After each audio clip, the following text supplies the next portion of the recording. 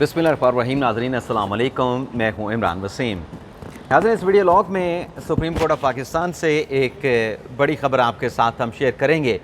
Review act के हवाले से जो 19 जून को फ़ैसला महफूज किया गया, आज वो महफूज किया गया फ़ैसला सुप्रीम कोर्ट के 3 रुकनी बेंच ने अनाउंस कर दिया है। इस फ़ैसले के मंदरजात क्या हैं, इस फ़ैसले का कॉन्सिक्वेंस क्या है, इफ़ेक्ट क्या है और इसका पाकिस्तान की सियासत पे क्या असर पड़ेगा, ये सारी तफसीलात आपके साथ हम शेयर करेंगे। और आपको ये भी बताएंगे कि चेयरमैन PTI इमरान खान को क्या बड़ा रिलीफ मिला है और पाकिस्तान तहरीक इंसाफ की कामयाबी क्या है। लेकिन सबसे पहले अदालती फ़ैसले पे हम बात करते हैं।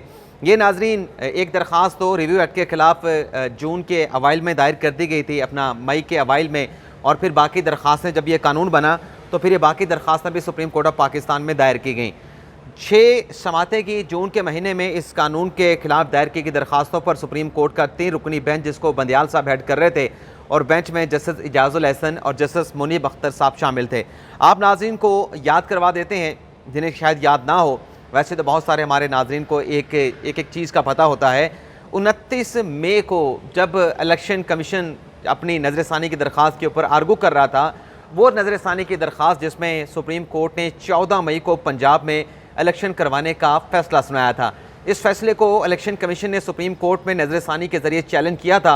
इलेक्शन कमीशन के वकील 29 मई को आर्गू कर रहे थे कि अटॉर्नी जनरल उठे और उन्होंने रोस्टम पे ठहर के अदालत को बताया कि इस केस की जो समाअत है वो 3 रुकनी बेंच नहीं कर सकता। चीफ साहब ने इस्तफसार किया, भाई क्यों 3 रुकनी बेंच क्यों समाअत नहीं कर सकता।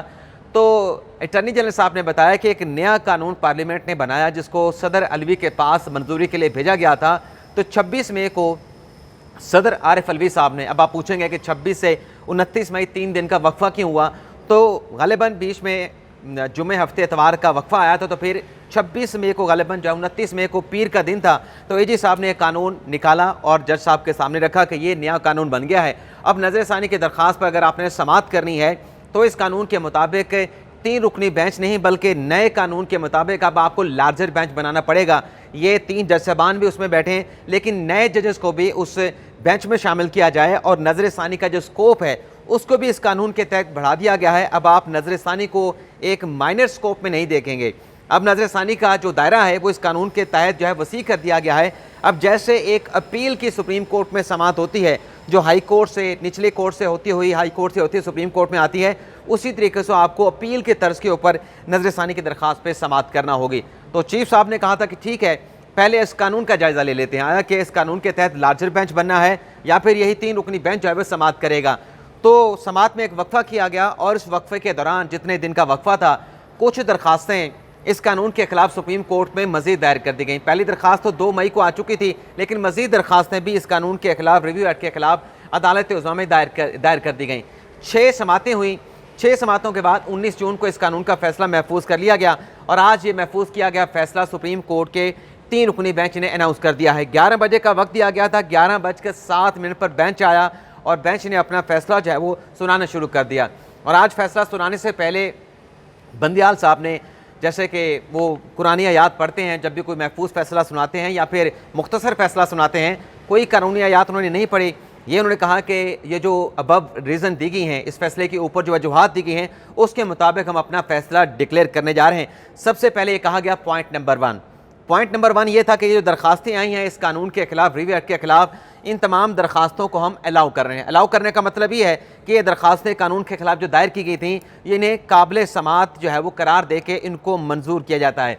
यहीं पर नाज़रीन जो कोर्ट रिपोर्टर हैं जिनका तजर्बा है, फैसला यहीं पर समझ आ गया था कि कानून जो है वो सेटिसाइड होने जा रहा है। जब दरखास्तों को एक्सेप्ट कर लिया गया, दरखास्तें तो कानून के खिलाफ आई थी, तो कानून के खिलाफ दायर की गई दरखास्तों का एक्सेप्ट करने का मतलब ये है कि दूसरी तरफ कानून जो है वो सुप्रीम कोर्ट उड़ाने जा रही है। आगे जाके चीफ साहब ने कहा कि ये जो कानून बनाया है, पार्लियामेंट ने अपने अख्तियारात से तजावुज़ किया है। अख्तियार से तजावुज़ करने का नुक्ता, इसकी तशरीह नाज़रीन ये है कि जो मतलब सुप्रीम कोर्ट का फैसला भी ज़बानी तौर पर सुनाया गया है, तहरीरी फैसला भी कुछ ही देर में जारी कर दिया जाएगा। उसके मंदरजात अगले वीलॉग में आपके साथ, अगर उसमें कुछ ऐसा हुआ तो आपके साथ हम शेयर करेंगे। लेकिन इसकी तशरीह ये है, जब ये कहा गया कि ये पार्लियामेंट ने अपने अख्तियारात से तजावुज़ किया है, उसका मैंडेट नहीं था, तो इसका मतलब ये है कि जो एक आइनी तकसीम है, तशरीह ये है कि जो आइनी तकसीम है, तफरीक है, कि अदलिया और मुकन्ना दोनों अलग अलग होंगे, अदलिया आज़ाद होगी, मुकन्ना अदलिया के अख्तियारात में तजावज़ नहीं कर सकती, मुदाखलत नहीं कर सकती। तो ये बात यहाँ पे बात की गई है। और फिर कहा गया कि ये जो supreme court review and judgement order है, इसको गैर आइनी करार दिया गया, आइन से मुतसादम करार दिया गया। और ये कहा गया कि ये कानून जो बना है इसकी कोई कानूनी हैसियत नहीं, इसको हम नल एंड वाइड करार देते हैं, यानी कलअदम करार देते हैं। और फिर चीफ साहब ने कहा कि ये फैसला हम अनाउंस कर रहे हैं, ये 3 जज साहबान का मुतफिका तौर पर फैसला, यानी बंदियाल साहब ने फैसला लिखा, इस पर इजाजुल एहसन साहब ने दस्तखत किए और मुनीब अख्तर साहब ने भी इस फैसले से एग्री किया है। और फिर साथ में बंदियाल साहब ने भी कहा कि इस फैसले में जो मुनीब अख्तर साहब है उन्होंने अलग से अपना इजाफी नोट भी तहरीर किया है। तो ये अदालत का फैसला है। अब इसका कॉन्सिक्वेंस क्या होगा? कॉन्सिक्वेंस नाज़रीन ये होगा कि इस अदालती फैसले के बाद जो इलेक्शन कमीशन की नज़रसानी की दरख्वास्त थी, जिसको 3 रुकनी बेंच समाअत कर रहा था, लेकिन हुकूमत ने कानून बनाया था कि नहीं, हम कानून बना के लार्जर बेंच जो है बनवाएंगे सुप्रीम कोर्ट से। अब वो 3 रुकनी बेंच ही इस नज़रसानी की दरख्वास्त के ऊपर समाअत करेगा। और आप नाज़रीन को याद होगा कि जब यह कानून साजी पार्लियामेंट से पास करवाई जा रही थी, पहले supreme court practice and procedure act पास करवाया गया, वो जब सुप्रीम कोर्ट में चैलेंज हुआ उसको सस्पेंड किया गया। आज तक वो कानून सस्पेंड है, वो पहले आया था, आज तक वो सस्पेंड है। ये कानून बाद में हुकूमत ने बनाया था, उसी कानून का तकरीबन रेप्लिका था। तो ये कानून बाद में बनाया, ये भी चैलेंज हुआ, ये आज सेटिस्फाइड हो गया है।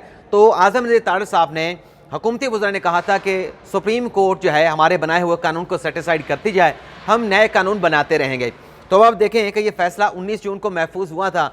19 जून के बाद आज 11 अगस्त है, तकरीबन कोई पौने 2 माह के बाद इस केस का महफूज किया गया, फैसला सुनाया गया है। और उस वक्त फैसला सुनाया गया है जब पार्लियामेंट तहलील हो चुकी है, जब हुकूमत घर जा चुकी है, जब कौमी असम्बली को तहलील किया जा चुका है, यानी कानून आज सेटिस्फाइड हुआ है। तो पार्लियामेंट का वजूद नहीं, जैसे कि आज़म नज़ीर तारड़ साहब ने कहा था कि हम नया कानून बना देंगे, अब नया कानून नहीं बन सकता। तो बज़ाहिर तो ऐसा लगता है कि उस सारी सूरत हाल को अवॉइड करने के लिए ये फैसला जो है वो इंतज़ार किया गया। बज़ाहिर ऐसा लगता है, प्राइमा फेशी बात हो रही है कि इंतज़ार किया जाए कि जब तक पार्लियामेंट तहलील नहीं हो जाती, कौमी असम्बली तहलील नहीं हो जाती, तब तक ये फैसला नहीं सुनाया गया। जैसे पार्लियामेंट तहलील हुई उसके बाद ये महफूज किया गया फैसला जो है वो आज अदालत की जानिब से अनाउंस कर दिया गया है। अब चेयरमैन PTI इमरान खान साहब को क्या रिलीफ मिला है उसकी डिटेल भी आपके साथ हम शेयर कर लें।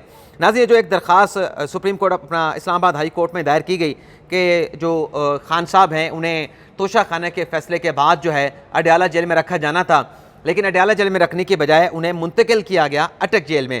इस मामले पर इस्लामाबाद हाई कोर्ट में जो है वो एक दरख्वास्त दायर की गई, जिस पर पहले भी 2 समातें हो चुकी हैं, आज एक और समात हुई है। उन समातों का अहवाल क्या है वो आपके साथ डिटेल शेयर कर लेते हैं। लेकिन जो अपने चीफ साहब हैं, चीफ जस्टिस अपना आमिर फारूक साहब, उन्होंने वाज़ेह तौर पे कहा है कि साबिक़ वज़ीर आज़म हैं, इमरान खान साबिक़ क्रिकेटर हैं, एक बड़ी सियासी जमात के सरबराह हैं, उन्हें जो कानून के मुताबिक सहूलियात बनती हैं साबिक़ वज़ीर आज़म होने के नाते और एक बड़ी पार्टी का सरबराह होने के नाते, ये तमाम सहूलियात इनको फ़राहम की जाएँ।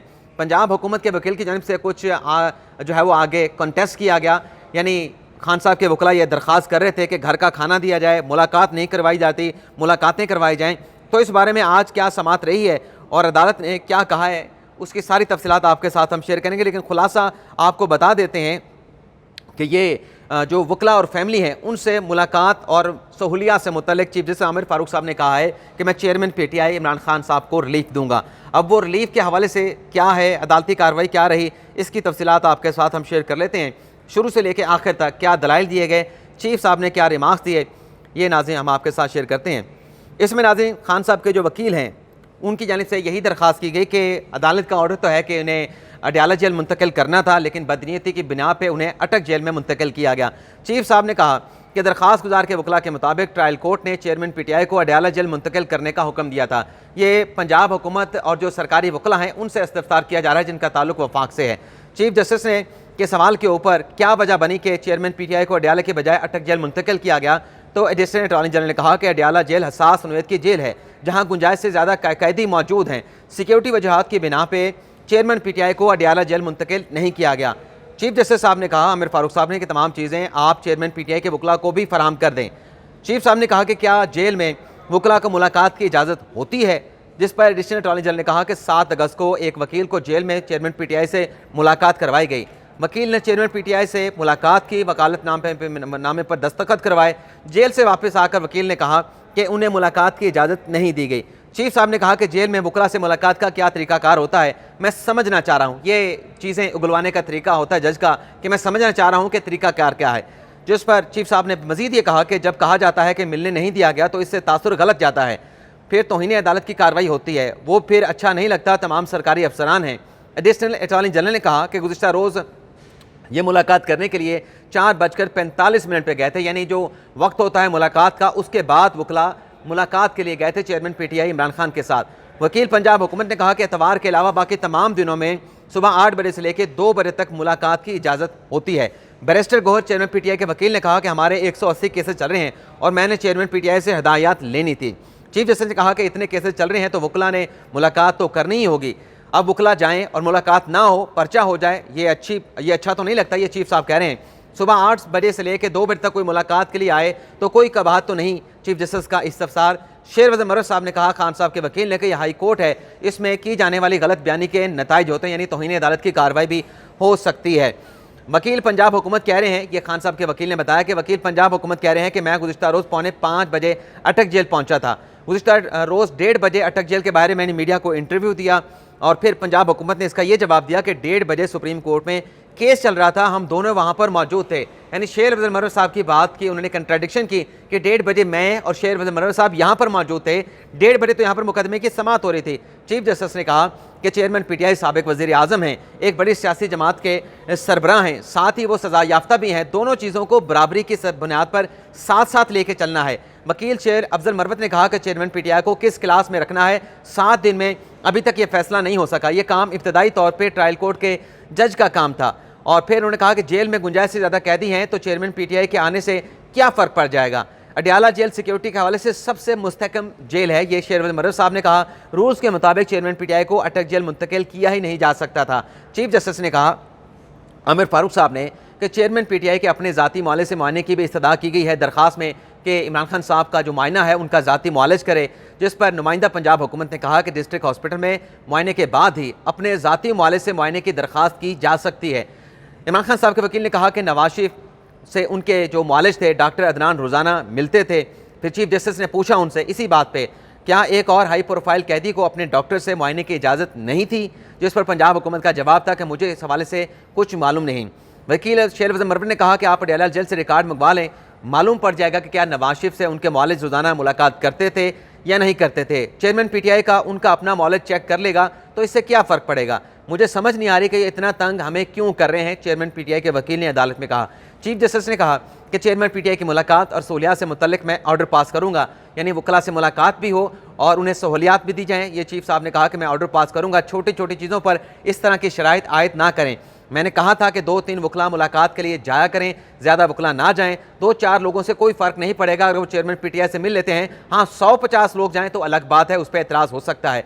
शेरवज़ीर मर्रत साहब ने कहा कि नैब अब जो है चेयरमैन PTI को अपनी हिरासत में लेकर रिमांड लेना चाहता है। हमने गुज़िश्ता रोज़ बुशरा बीबी के साथ गए थे, उनकी मुलाकात हुई लेकिन हमें मिलने नहीं दिया गया। पुलिस ने कहा कि एक दिन में एक ही मुलाकात हो सकती है। शेरवज़ीर मर्रत साहब ने कहा कि वापसी पर हमें वकला को भी गिरफ्तार करने की कोशिश की गई। अदालत से हम रिलीफ इसलिए लेते हैं कि हमें हमारी इज्जत बची रहे। और फिर इसके बाद पंजाब हुकूमत के वकील ने कहा कि जेल में उनके पास जाएं, नमाज और कुरान पाक दोनों मौजूद हैं। ये जाए नमाज और कुरान पाक यानी जाए नमाज और कुरान दोनों इमरान खान साहब के पास मौजूद हैं। फिर शेरवज़ीर मर्रत साहब ने कहा कि इंग्लिश वर्जन इस्तेमाल करते हैं, हमने वो देना था, यानी खान साहब इंग्लिश का कुरान पाक पढ़ते हैं, इंग्लिश वर्जन का वो हमने उनको देना था। वकील पंजाब हुकूमत ने कहा कि हम इंग्लिश वर्जन भी इमरान खान साहब को फराहम कर देंगे। चीफ जस्टिस ने कहा कि चेयरमैन PTI को कोई दवाइयाँ वगैरह भी इस्तेमाल करते हैं, क्या उन्हें जेल में अद्वियात भी फराहम की जा रही हैं। चेयरमैन PTI के लिए जेल में 5 डॉक्टर्स मौजूद हैं, ये वकला की जानिब से अपना पंजाब हुकूमत के वकील की जानिब से कहा गया। चीफ जस्टिस ने कहा कि चेयरमैन PTI को जेल में घर के खाने की इजाज़त है, यह भी इस्तदा की गई है, क्या ये इजाज़त हो सकती है, जिस पर पंजाब हुकूमत ने कहा कि घर का खाना इमरान खान के लिए महफूज नहीं है, इसकी इजाज़त नहीं दे सकते। चीफ जस्टिस ने पूछा कि घर का खाना क्यों महफूज नहीं, जिस पर पंजाब हुकूमत ने कहा कि चेयरमैन PTI खुद बार बार कह चुके हैं कि स्लो पॉइजन किया जाता है। फिर चीफ जस्टिस ने कहा कि एक और हाई प्रोफाइल कैदी को भी जेल में घर का खाना देने की इजाज़त थी, जिस पर पंजाब हुकूमत ने कहा कि मैंने मालूम किया है चेयरमैन PTI के लिए अलग से बावर्ची रखा गया है, यानी खान साहब को जो खाना जेल में मिलता है उसके लिए अलग से बावर्ची वहाँ पे मौजूद है। और बावर्ची खाना जो उसमें पंजाब हुकूमत ने बताया कि बावर्ची जो है वो बाकी जेल का खाना भी बनाता है, लेकिन खान साहब के लिए अलग से खाना जो है वो तैयार किया जाता है। शेर अफजल मर्रफ साहब ने कहा कि चेयरमैन पीटीआई को अडयाला जेल मुंतकिल करने का हुक्म दिया जाए। अडयाला जेल मुंतकिल ना करने का जो जवाज़ है इंतहाई मुज़क्का खेज़ है। मुंतकिल ना करने का रूल्स के मुताबिक पंजाब हुकूमत ने कहा कि ए क्लास मुकम्मल तौर पर ख़त्म हो चुकी है, ए क्लास का कोई वजूद मौजूद नहीं है। जेल में उन्होंने कहा कि बी क्लास और बेटर क्लास होती है। चीफ जस्टिस ने कहा कि रोज़ाना मुलाकात ना कराएं, मुनासिब इजाज़त देने में कोई बात नहीं, हफ्ते में 2-3 बार अगर मिलने दें तो इसमें क्या हो सकता है। तो ये चीफ साहब ने रिमार्क्स दिए। इसके बाद ये भी कहा चीफ जस्टिस ने कि अपने ये बात याद रखें कि वो आपकी हिरासत में है, आपकी जिम्मेदारी है चेयरमैन पीटीआई इमरान खान को सहूलियात देना, मुलाकात कराना। चेयरमैन पीटीआई की मुकम्मल जिम्मेदारी सुप्रिटेंडेंट जेल पे है। और फिर वकील पंजाब हुकूमत ने कहा कि एक मेडिकल ऑफिसर और एक डीएसपी खाना पहले चेक करते हैं, फिर खान साहब को ये खाना दिया जाता है। चीफ जस्टिस ने कहा कि वकला और फैमिली से मुलाकात और सहूलियात के हवाले से मैं तहरीरी ऑर्डर पास करूँगा। ये इस्लामाबाद हाई कोर्ट में समात रही, जिसका अहवाल आपके साथ हमने शेयर किया। इजाज़त चाहते हैं, अल्लाह हाफिज़।